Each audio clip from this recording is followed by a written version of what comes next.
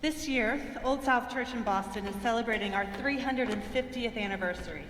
And through these 12 months of celebration, we've been encouraged to make a practice of showing or noticing kindness. You may have noticed or remember that in the tower entry where you entered, there is a kindness counter.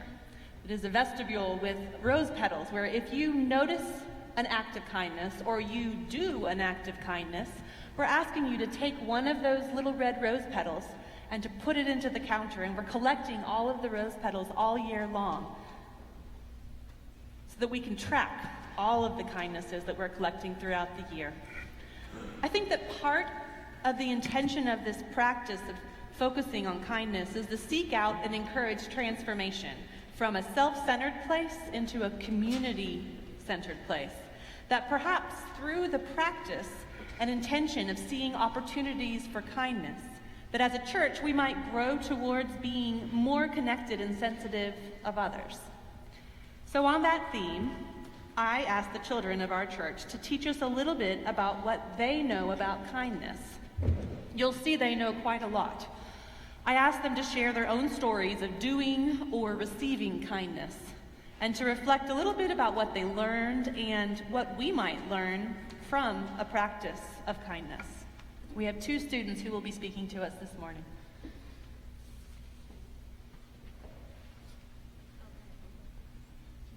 Evie, I think you're first.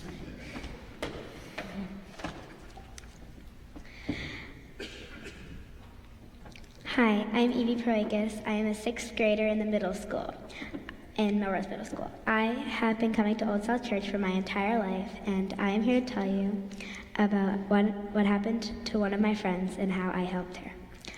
One time I was leaving school and I saw her running around crying. I knew she was sad and I wanted to help her, and so I asked if she was okay, but I knew she wasn't. And she said that she needed to go talk to a teacher because she was sad and angry.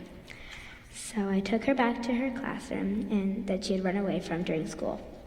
She was crying because she had been bullied by a few boys in the sixth grade.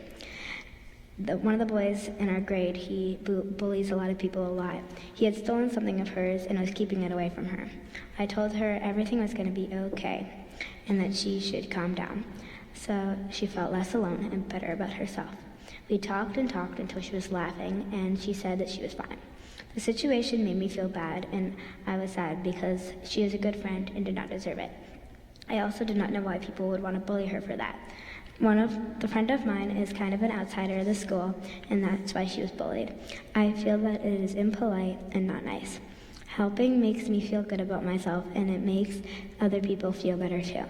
If I help someone, I hope that the person that I help will go and help someone else in return, and the helping will be multiplied. This is all about bullying, and the reason I told you this is to tell you that it hurts. Another reason I told you the story is that I could tell you that you should never bully anyone, even if you're not a big fan of them. And you should always help people, even if you're not a big fan of them. Also, you should just never bully. Thank you.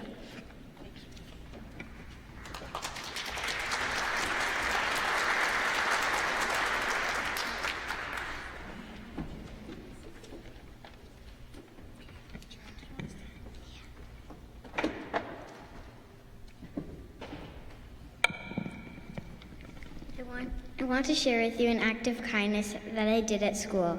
When I was in 4th grade, we had an assignment called non-traditional homework. Students picked their own subject to research. There were 4 weeks to learn about a subject, prepare a presentation, and present your topic. Some of the topics I chose that year were salamanders, Big Ben, and Kemba Walker, before he played for the Celtics. A good friend of mine was giving a presentation on people with disabilities, mainly people in wheelchairs. She was at the front of the room. The other kids, including me, were sitting on the rug. I sat in the front row because I wanted to see everything up close. My friend began her presentation, reading from her paper. About 3 minutes into her presentation, in the middle of a sentence, she stopped. I noticed she was beginning to cry. It didn't seem as if she knew what to do. I looked towards the teachers, but she didn't seem to notice my friend's emotions or act on it. So I thought something must be done. The other kids were staring at my friend. That's when I got up. My classmates were surprised to see me get up, but I had to do it. When I stood up, I asked, "Are you okay?" My friend shook her head. I asked, "Do you want me to finish your non-traditional homework for you?" She said yes. I finished her non-traditional homework. I felt good, and I know my friend felt good too. Practicing kindness is about paying attention to the people around you, whether you know them or not. It's about really seeing someone and doing what you can to help them. I'm not so afraid of speaking in front of crowds. I'm speaking in front of a pretty big crowd right now. But my best friend was. But my friend was. I could help her with that. Now there's something I want you to do. I want you to go out in the world and tell one person or more something kind. Promise to be there for them every step of the way, to watch out for them, and always be there for each other. Thank you.